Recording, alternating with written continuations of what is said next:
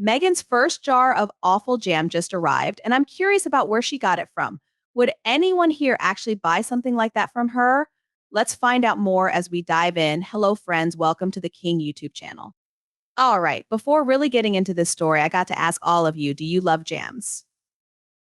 The story I'm sharing today is packed with sweetness, but remember that too much can be overpowering.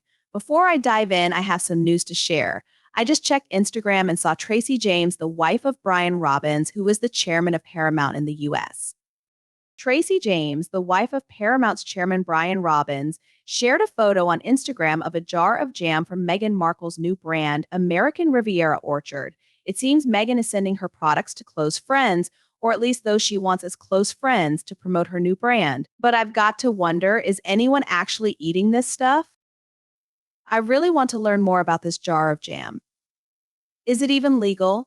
The label on the jar is barely attached and seems carelessly placed, which makes me question its quality and origins even more.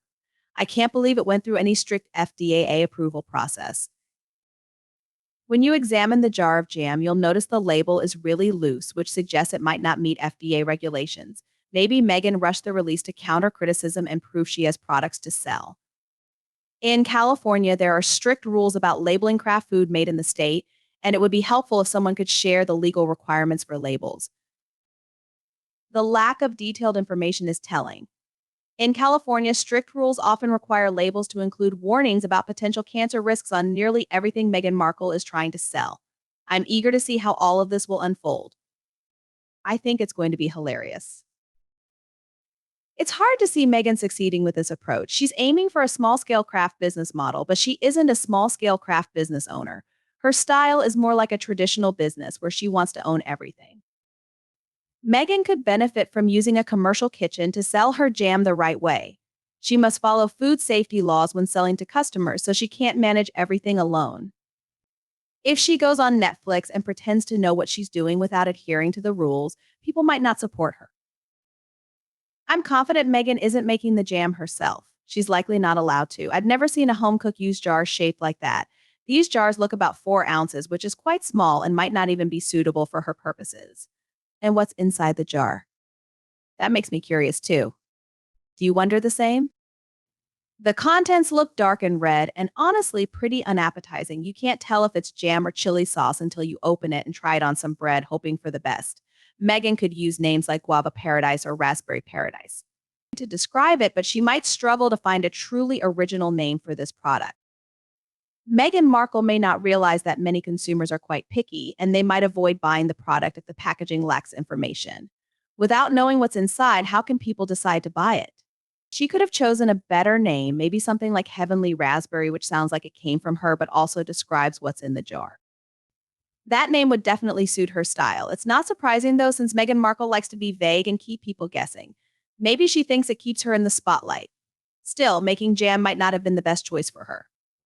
Making jams, jellies, and preserves requires precise timing and recipes. A mistake can lead to a bad taste or even serious health risks. I can't trust Meghan Markle to stick to a recipe carefully, especially when these recipes often call for a lot of sugar. It seems she might have tried to cut back on sugar because she doesn't want to gain weight. She's very cautious about weight gain and has been known to use Ozempic for slimming down. Even healthy jams need a good amount of sugar to preserve the fruit properly. I doubt Meghan knows the difference between freezer jam and processed jam. I doubt she eats much jam herself. This seems like just a marketing trick. She's likely buying small batches and relabeling them to give away as gifts to promote her so-called brand, even though she doesn't have much to sell. If she ever tries to sell a lot of this jam, we know she'll just continue this strategy. She'll probably buy the jam from a big producer, slap her label on the jars, and then sell it at a high price. Meghan isn't going to make it herself. She's not going to personally produce anything she sells. So if she didn't import the goods from an unknown manufacturer, where did she make this jam? In her Montecito McMansion. Are we supposed to believe that Meghan Markle made the jam herself in her own kitchen there? I hope not. No one should buy jam made in a home kitchen when it's not a commercial setting. Hygiene could be a real concern. If Meghan made that jam in her own kitchen, she could face serious trouble with the state of California. There are strict rules about preparing food for sale from a home kitchen. You can't just make it at home and sell it. Maybe working in a commercial kitchen seems too formal for Megan. She's not interested in working professionally. She could have easily bought jam from the supermarket, purchased jars on Etsy, and then used a brand like Bon Maman. She might be repurposing jars and just putting her label on them, thinking it's fine to sell that way. What could she possibly make next? Lemon jam to go with her lemon cake. Arc Official might enjoy that, but let's move on from the safety concerns about this jar of jam. It's not the most exciting topic. Instead, let me share something new I've learned recently. I've never heard so much fuss about jam before. Typically, limited edition batches are reserved for specialty products like wine. A friend of mine who lived in California used to support local distilleries by joining their spirits club. They would receive seasonal shipments and have the chance to try unique experimental products. These exclusive products were available only to club members. For example, anyone could buy regular vodka year-round at the tasting room or local liquor stores. But if you joined the club, you might get something special like rose vodka, often with a specific batch number for exclusivity. They don't produce many of these limited edition items, maybe around 500 bottles to show how rare and special they are. They might sell regular whiskey in standard bottles to anyone, but they'll hold back a barrel, age it a few more years, and then release it with special numbers to highlight its unique aging process. It seems Megan is trying to create a sense of specialness and scarcity by labeling every bottle in a certain way. She's suggesting everything is made in small batches to give it a niche appeal, but it's not necessarily a smart business move. It's nearly impossible to make small batches of everything and still turn a profit. Megan isn't great at making money either. Handmade small batch food products are usually organic and have a short shelf life. Some businesses sell small batches of organic handmade jams and specialty foods, but they tend to be brick and mortar shops that own their locations. Making money from small batch products is challenging, and it often ends up being a passion project rather than a main source of income. Typically, people who pursue this have other wealth. All right, everyone, the video is getting a bit long, so let's wrap things up. I'll summarize the key points I've made.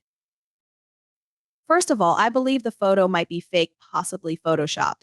It was posted on the Instagram account Sussex Daily and tagged Tracy Robbins. I don't trust the Sussex Daily account, and it seems like Robbins wasn't thrilled about sharing the photo of the jam jar either. I'm sure she wasn't. Second, I doubt anyone significant would post something that seems to be an ad for Megan's new business, complete with a hashtag. Those photos take time to create and capture. Plus, all the other photos on her Instagram are just pictures with her family. This is why nobody wants to be linked with Meghan Markle. People know that her fans might use fake photos to make it seem like you endorse her products, even when you don't. Finally, the label on the jar isn't secure, and it lacks necessary information, suggesting the photo isn't real. Megan needs to learn much more about running a successful business before attempting it. She needs a real plan, not just trying things randomly and hoping they'll work out. All right, folks, I hope the information I shared was helpful. I'd love to hear your thoughts, as your opinions are so valuable. Your input enriches our discussions and helps us see topics from different angles. Thanks for watching until the end. Goodbye, and I'll be back soon with more videos on the King YouTube channel.